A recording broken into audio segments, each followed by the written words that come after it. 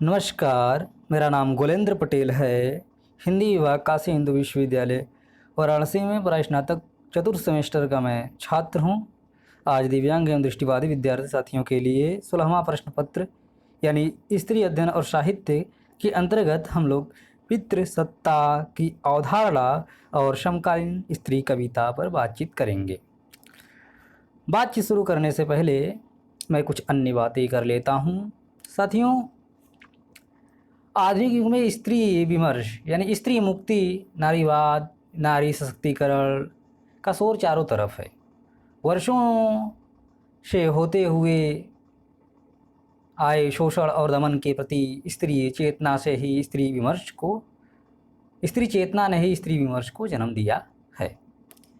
स्त्री विमर्श में स्त्रियों को केंद्र में रखकर उनकी जागृति और अधिकार को महत्व दिया जाता है। स्त्रियां जो पहले से पीड़ित और शोषित थीं, वे अपने आप को व्यक्त कर रही हैं लगातार कथा, कहानी, निबंध, नाटक के माध्यम से। स्त्री विमर्श, हालांकि इस पेपर का नाम है स्त्री अध्ययन, लेकिन हम लोग बोलते हैं स्त्री विमर्श। स्त्री विमर्श यानी नारीवादी आलोचना। नारीवाद वह विचारधारा या आंदोलन है जो पुरुष व नारी के बीच मौजूद सामाजिक, आर्थिक व राजनीतिक भेदभाव को समाप्त करने के लिए नारियों को शक्ति संपन्न बनाने का प्रयास करता है। गौरतलब है कि प्राचीन काल से ही भारतीय व पश्चिमी सभी सभ्यताओं व सभी धर्मों में नारियां भेदभाव की शिकार रही हैं। नारी और पुरुष के संदर्भ में खासकर नारी जीवन की अभिव्यक्ति यानी उसकी अस्मिता, अस्तित्व, सत्ता की सृजनात्मक अभिव्यक्ति के बारे में महादेवी वर्मा कहती हैं कि पुरुष के लिए नारी अनुमान है, परंतु नारी के लिए अनुभव है। पुरुष के लिए नारी अनुमान है, परंतु नारी के लिए अनुभव है। अतः अपने जीवन का जैसा सजीव चित्र वह हमें दे सकेंगी, वैसा पुरुष बहुत साधना के बाद, बहुत साधना के उपरांत भी शायद ही दे सकें। नारीवाद क्या है? प्रभा खेतान कहती हैं कि नारीवाद न मार्क्सवाद है और न पूंजीवाद। स्त्री हर जगह है, हर वाद में है, हर फैलाव में है, मगर संस्कृति की विस्तृत फलक पर आज भी वह वस्तुकरण की इस पारंपरिक प्रक्रिया को पुरुष दृष्टि से देखने और समझने की जरूरत है। वही मैत्री पुष्पा कहती हैं कि नारीवाद ही स्त्री विमर्श है। नारी की यथार्थ स्थिति के बारे में चर्चा करना ही स्त्री विमर्श है। जैसा कि आप सब जानते हैं कि प्राचीन काल से ही भारतीय व पश्चिमी सभी सभ्यताओं व सभी धर्मों में नारियां भेदभाव की शिकार रही हैं। नारी मुक्ति का विचार मूलतः 18वीं शताब्दी में उभरा। अमेरिका व फ्रांस की क्रांति के दौरान उदारवादियों ने समानता, स्वतंत्रता, न्याय व बंधुत्व की आवाज़ उठाई। स्त्री विमर्श यानी नारी आंदोलन के कुल मूलतः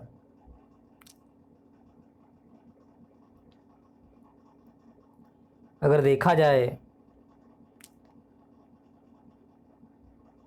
तो पहले चरण में हम लोग नारीवाद का पहला चरण 1790 के दौरान फ्रांस व अमेरिका में हुई उदार नारीवाद आंदोलन से जोड़कर देख सकते हैं। यानी कि नारीवाद का पहला चरण 1790 से लेकर 1930 तक हमें दिखाई देता है।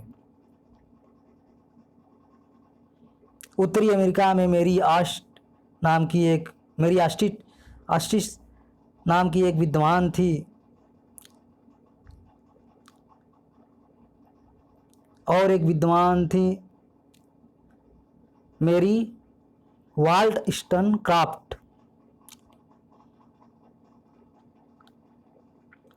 जिन्होंने नारीवादी चिंतन की आधारभूत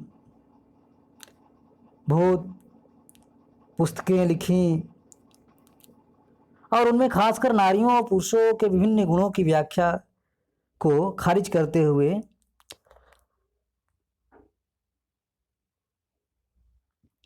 स्त्री स्वतंत्रता यानी नारी मुक्ति की मांग की।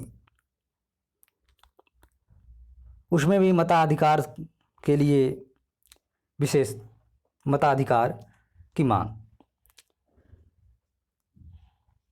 अपने यहाँ इंडिया में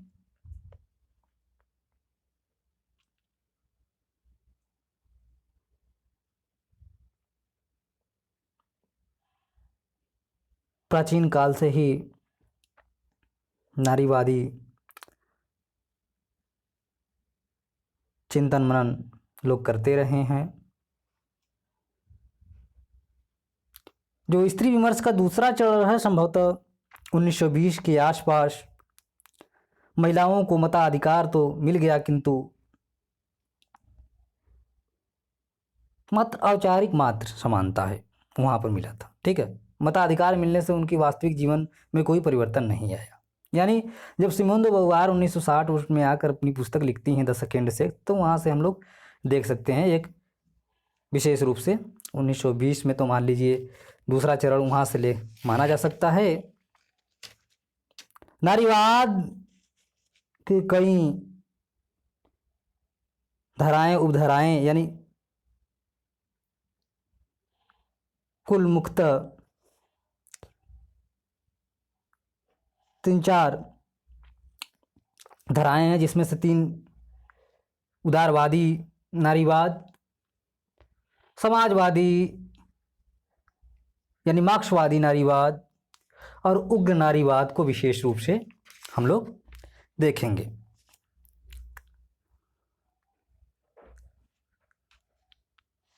साथियों, हम अपने अधिन्यास पत्र पर सीधे चलते हैं, वहीं से हम लोग अध्ययन करेंगे।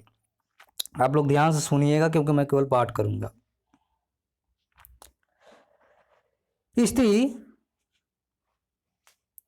समकालीन कविता में विशेष संदर्भ में हम लोग देखेंगे स्त्री चेतना को, स्त्री के स्वर को, स्त्री के प्रतिरोध को, पितृसत्ता की अवधारणा और समकालीन स्त्री कविता शीर्षक है। ठीक है, भारतीय समाज व्यवस्था सदियों से पुरुष प्रधान समाज रहा है। यह कब तक रहेगा कुछ कहा नहीं जा सकता। यहाँ पुरुषों की विचारधारा समाज की बुनियाद मानी जाती है। खैर, भारतीय साहित्य में स्त्रीय चिंतन की परंपरा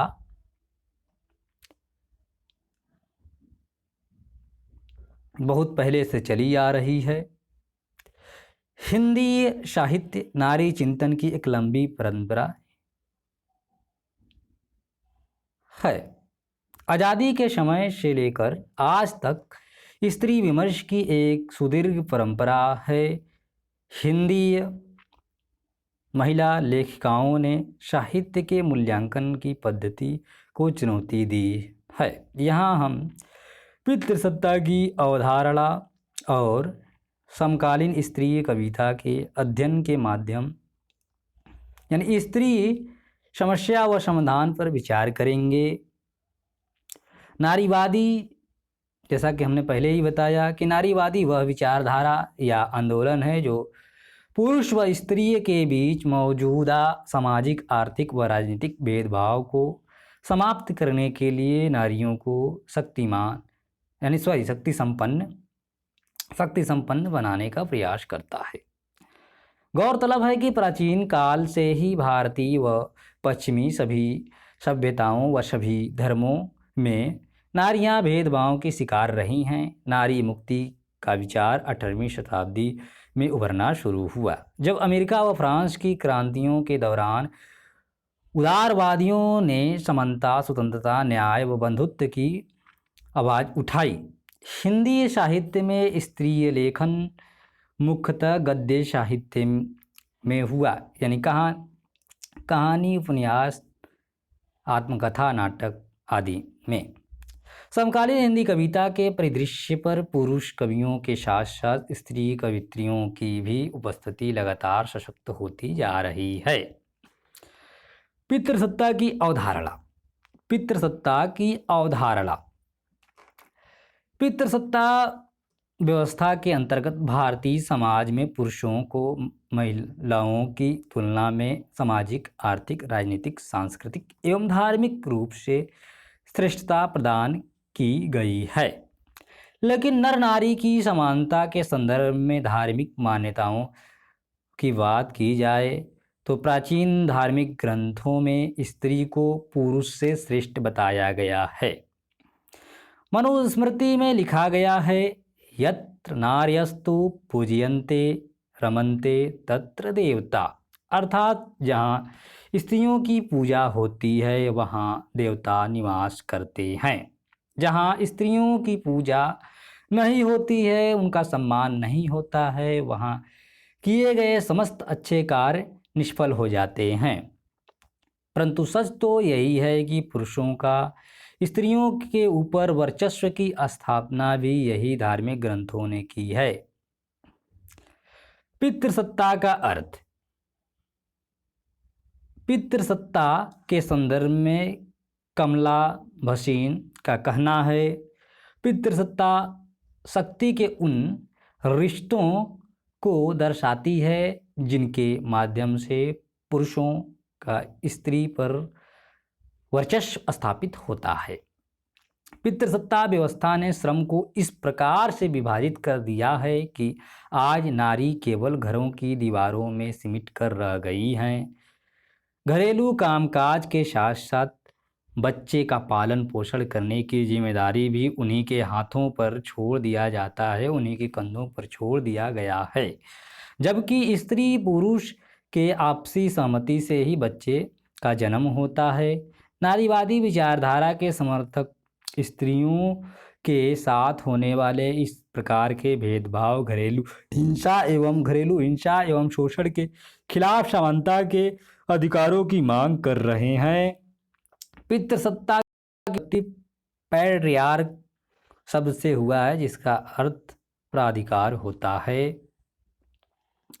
पितृसत्ता व्यवस्था पर टिप्पणी पितृसत्ता व्यवस्था पर विचार करती हुई चिंतनधारा। पितृसत्ता व्यवस्था पर विचार करती हुई चिंतनधारा स्त्री मुक्ति के तमाम सूत्र देती है। पितृसत्ता की बुनियादी विडंबनाओं पर चिंतन मनन करते हुए आदरणीय किंगसन सिंह पटेल ने अपनी पुस्तक नारीवादी आंदोलन में कहा है, पितृसत्तात्मक व्यवस्था स्त्री पुरुष की जैविक भिन्नता को आधार बनाकर उनके बीच भेद प्रस्तावित करती है। पितृसत्ता के बंधनों की भयावहता भी सबसे ज़्यादा स्पष्टता से स्त्री देह के प्रसंग में ही दिखाई पड़ती है। स्वाभाविक है कि देह और सेक्सुअलिटी का सवाल नारीवाद के लिए बुनियादी महत्व का है। देह से जुड़ा हुआ सवाल स्त्री पुरुष के संबंधों और सेक्सुअलिटी से जुड़े सवालों को केंद्रीय स्थान दिया गया है, लेकिन विवाह, परिवार इत्यादि संस्थानों का गंभीर विश्लेषण हिंदी में नहीं मिलता। नतीजतन मुक्ति से जुड़े सवालों पर दुविधा बनी हुई है। समकालीन स्त्री कविता। समकालीन स्त्री कविता बहुत सजग होकर उस पूरे पारिवारिक, सामाजिक, सांस्कृतिक, राजनीतिक, धार्मिक ढांचे की पहचान कराती है, जिसने स्त्री को एक अस्मिताविहीन जैविक इकाई के रूप में सदियों से रखा है। स्त्री कविता स्त्री अस्मिता को उपलब्ध कराने के क्रम में मात्र मुक्ति के प्रश्नों तक नहीं ठहरती, बल्कि वह स्त्री को मुक्ति संपन्न बनाने को मुद्दा उठाती है, क्योंकि वह जानती है कि इसके बिना मुक्ति एक छलावा मात्र होकर रह जाएगी। समकालीन हिंदी कविता में स्त्री जीवन की अनेक छवियां सामने उभर कर आती हैं। हम स्त्री स्वर एवं समकालीन कविता में उल्लेखनीय कवित्रियों का नाम लेना चाहें तो अनामिका, गगन गिल, तेजी ग्रोवर, सविता सिंह, कात्यायनी, अनीता वर्मा, अनीता भारती, जया जादवानी, निर्मला गर्ग, निर्मला पुत्तल, नीलेश रघुवंशी, ममता कालिया, रश्मि सिंह, रश्मि भारद्वाज, चंद्रकला त्रिपाठी, रचना शर्मा, जनसिता करकट्टा, प्रियंका सोनकर, नासिज अंसारी, सरिता बड़ाई, वंदना टेटे, वजदा खान, रंजिता सिंह, शशिकला त्रिपाठी आदि कई नाम ले सकते हैं। इन कवित्रियों ने स्त्री कविता को नया आयाम एवं स्वर दिया है। और भी बहुत सारी कवित्रियां हैं जो मूलतः गद्यकार हैं, उनका भी नाम आप लोग ले सकते हैं। समकालीन जैसा कि आप सब जानते हैं, समकालीन जो है समय सापेक्ष होता है, यानी आज जो समकालीन है बाद में भूत में वह इतिहास हो जाएगा, समकालीन नहीं रहेगा। हालांकि उसकी प्रासंगिकता वर्तमान में भी बनी रह सकती है आधुनिकता बोध की वजह से। डॉक्टर नागेंद्र समकालीनता की पहचान आधुनिकता से जोड़ते हुए करते हैं। इसमें वे युगबोध को भी शामिल करते हैं, लेकिन समकालीनता, समकालिकता, आधुनिकता बोध अलग अलग हैं। समकालीन होना आधुनिक होना हो जाना नहीं, समकालीन होना आधुनिक हो जाना नहीं, और आधुनिक होना समकालीन होना नहीं है। कोई रचनाकार जिन संबंधों में आधुनिक होता है उन्हीं संबंधों में वह प्रासंगिक भी होता है। जैसे कबीर या मीरा प्रासंगिक हो सकती हैं क्योंकि उनमें आधुनिकता बोध है, लेकिन वे समकालीन नहीं स्वीकार किए जाएंगे। इसलिए इस समकालीन स्त्री कविता में हमने मीराबाई, सुमित्रा कुमारी चौहान, महादेवी वर्मा व कीर्ति चौधरी आदि की चर्चा आगे नहीं की है। समकालीन स्त्री कविता हम 4 भागों में बांटकर अध्ययन करेंगे। समकालीन स्त्री कविता यानी समग्र में, समकालीन दलित स्त्री कविता, समकालीन आदिवासी स्त्री कविता, समकालीन मुस्लिम स्त्री कविता।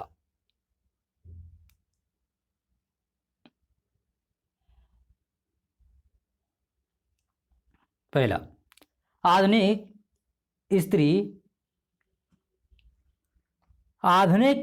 स्त्री विरोधी स्थितियों एवं शक्तियों के बीच भी स्त्री की जीविका का बहुत ही ठोस प्रतीकात्मक रूपांकन कात्यायनी अपनी कविता 7 भाइयों के बीच चंपा में करती हुई कहती हैं, रात को बारिश हुई झमड़ कर, अगले ही दिन हर दरवाजे के बाहर नागफनी के बीहड़ घरों के बीच निर्भय निसंग चंपा मुस्कुराती पाई गई।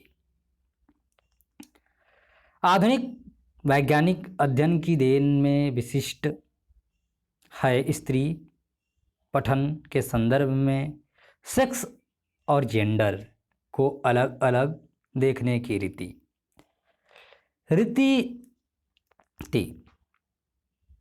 यानी परंपरा। स्त्री शरीर, स्त्री देह की संभावनाएं, उसका सौंदर्य ही नहीं, उसकी अन्यता है, निजता है। स्त्रीपन की परंपरागत व्याख्या शारीरिक प्रतिमानों के आधार पर चलती थी, परंपरा चलती थी, ठीक है, जो आज के संदर्भ में स्वीकार्य नहीं है। आज इसकी दलील होती है कि स्त्री सौंदर्य की भीतरी संभावनाओं को कला, साहित्य, संगीत, रंगमंच व फिल्मों में किस प्रकार नए ढंग से परिभाषित कर सकता है। वजूद की स्थापना इंसानियत का पहला फर्ज होता है। समकालीन कविता इस फर्ज को भली भांति निभा रही है। वह लिंग सापेक्ष सामाजिक सांस्कृतिक दृष्टियों की निर्मितियों का खंडन करती है। इस संदर्भ में हमें अनामिका की एक कविता अनुष्टुप याद आ रही है, जिसमें वह कहती हैं, धीरे धीरे मेरे कंधे से उतर रहा है मेरा घर, धीरे धीरे उतर रही है चमड़ी, मेरे कपड़े मेरे सामने घुटनों के बल बैठे, कह रहे हैं कि अब बहुत हुआ, आओ सब भूल कर नहाओ, धूल जाएगी सारी मिट्टी, फिर जो बचेगा उसको न घर की ज़रूरत होगी न ही चमड़ी की। समकालीन दलित स्त्री कविता का विद्रोह सवर्णवादी मानसिकता के विरुद्ध तो है ही, साथ ही साथ वंचना के भीतर वंचित समाज की वाणी भी है। दलित कवित्रियाँ अपने जीवन की अनुभूति को बेखूबी अभिव्यक्त कर रही हैं। दलित कवित्री अनीता भारती की कविता तुम निर्वस्त्र नहीं हो मनोरमा, दलित स्त्री की जाति अस्मिता की अद्भुत अभिव्यक्ति है, जो कि भाषा में प्रतिरोध दर्ज करती है। वे लिखती हैं, तुम्हें वस्त्र पहनाने निकल आई है रणभूमि में अनेक निर्वस्त्रताएं, तुम्हें नंगे छत बिच्छत शरीर ने जगाई है क्रांति की अखंड लौ।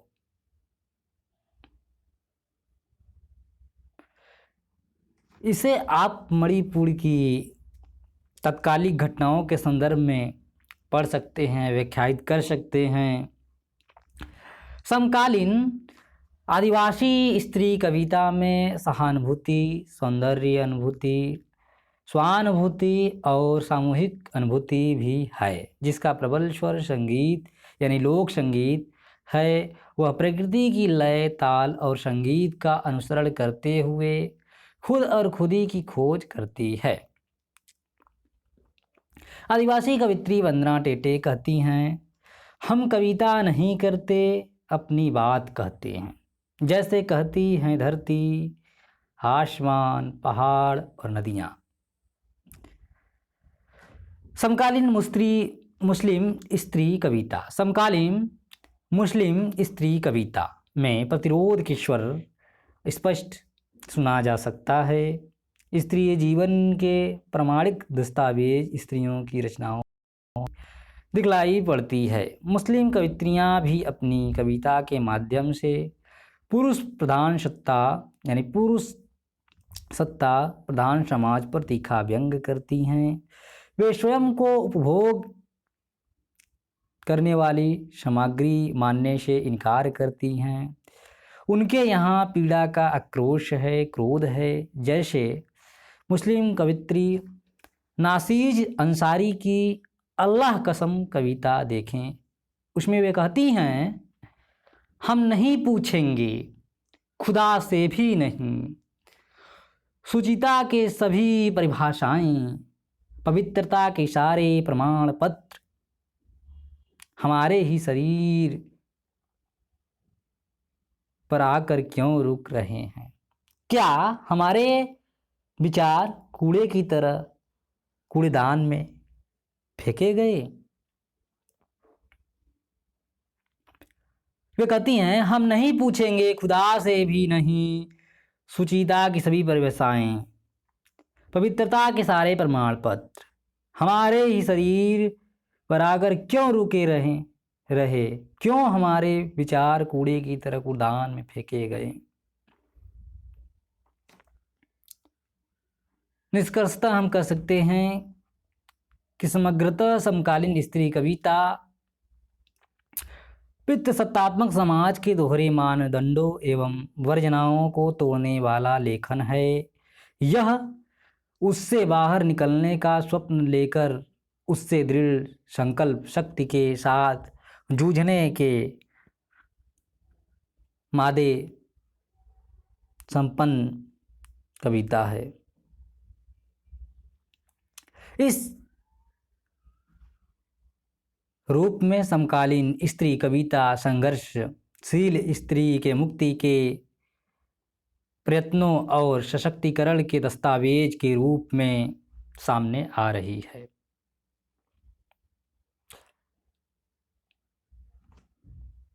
संदर्भ सूची देख लीजिए, जिन जिन पुस्तकों की सहायता से यह नोट्स मैंने तैयार किए और जिनके लेक्चर्स से।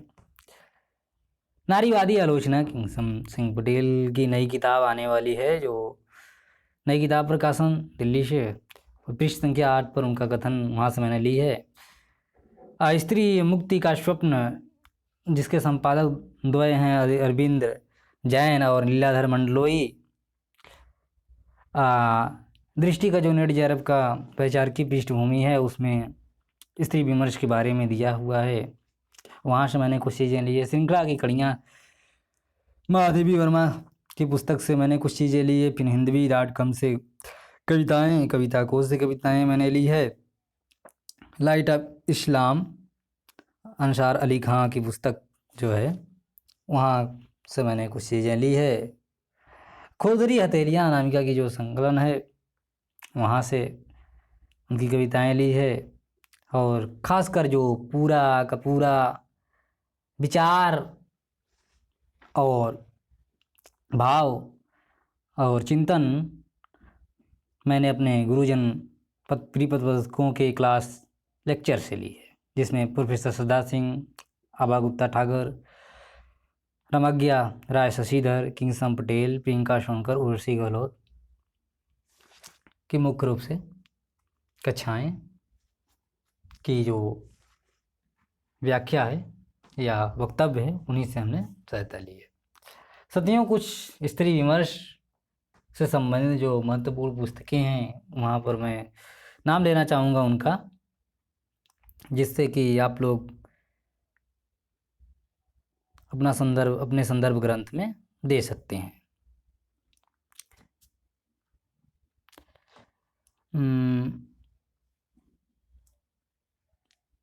प्रभा केतान की एक पुस्तक है, उपनिवेश में स्त्री मुक्ति की 10 वार्ताएं। प्रभा केतान ने ही दी सेकेंड सेक्स यानी सिमोन दे बोवार की पुस्तक का अनुवाद स्त्री उपेक्षिता नाम से हिंदी में किया है। अनामिका की पुस्तक है स्त्री विमर्श का लोक पक्ष, जो सन 2012 में प्रकाशित होती है। मृदुला सिन्हा की एक पुस्तक है मात्र देह नहीं है औरत, 2009 में यह पुस्तक आती है, पढ़ने योग्य है। वहीं गीता श्री की एक पुस्तक है स्त्री आकांक्षा के मानचित्र, 2011 में यह पुस्तक आती है। रमणिका गुप्ता, जो खासकर अपनी आत्मकथा के लिए जानी जाती हैं, जिनकी आत्मकथा है आप हुदरी, जो नेट जैरप में लगाई गई है। स्त्री मुक्ति, संघर्ष और इतिहास, निर्जा माधव की इतिहास की पुस्तक है हिंदी साहित्य का ओझल नारी इतिहास। राजेंद्र यादव की पुस्तक देखें तो आदमी की निगाह में औरत, अतीत होती सदी और स्त्री का भविष्य, औरत उत्तर कथा। रोहिणी अग्रवाल की पुस्तक देखें, स्त्री लेखन, स्वप्न और संकल्प, साहित्य की जमीन और स्त्री मनन के उच्छ्वास।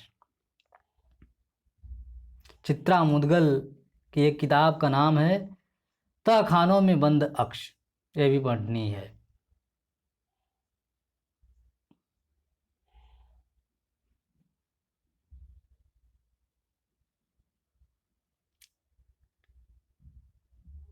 नसीरा शर्मा की पुस्तक है औरत के लिए औरत, यह पुस्तक 2007 में आती है। अब विष्णु प्रभाकर की एक पुस्तक है मैं नारी नहीं हूँ, भाग 1 और भाग 2 करके उन्होंने संपादित की थी, लिखी थी।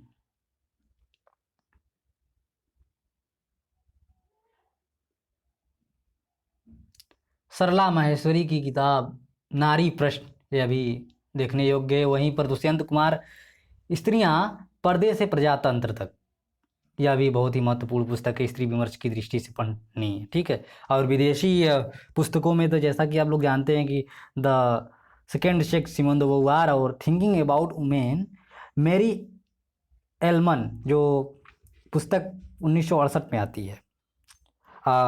एक वर्जीनिया उल्फ हैं जो 1929 में लिखती हैं एक किताब ए रूम ऑफ वंस ओन, ठीक है प्यारे साथियों। तो इस तरह हमने लोगों ने कुछ पुस्तकें देख ली।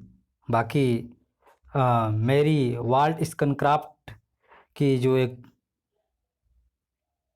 कह लीजिए कि घोषणा पत्र है, वो नत का खासकर नारी अधिकारों का घोषणा पत्र, उस पुस्तक को कहा जाता है। तो उसका नाम है vindication of the rights of women. ये 4-5 कुछ पुस्तकें हैं, इसको आप लोग देख लीजिएगा। प्यारे साथियों, अगली कविता पर हम लोग बात करेंगे खास करके जो दलित पिछड़े वर्ग की कविताएं हैं, उनकी कविताओं पर एक विधिवत लेख हम लोग लेके आएंगे। महादेवी वर्मा की श्रृंखला की कड़ियाँ और भारतीय चिंतन परंपरा में उसका हम लोग अध्ययन करेंगे, ठीक है। वो लेख मैंने लिख ली है, ठीक है। तो चलिए तब तक लग के मैं विदा लेता हूँ। आप सभी का बहुत बहुत धन्यवाद शुरू से अंत तक बने रहने के लिए। यदि आपको अच्छा लगा हो तो कृपया आप अपने दृष्टिबाधित साथी जो हैं उनको साझा जरूर कीजिएगा ताकि वो सुन ले, ठीक है। बहुत बहुत धन्यवाद।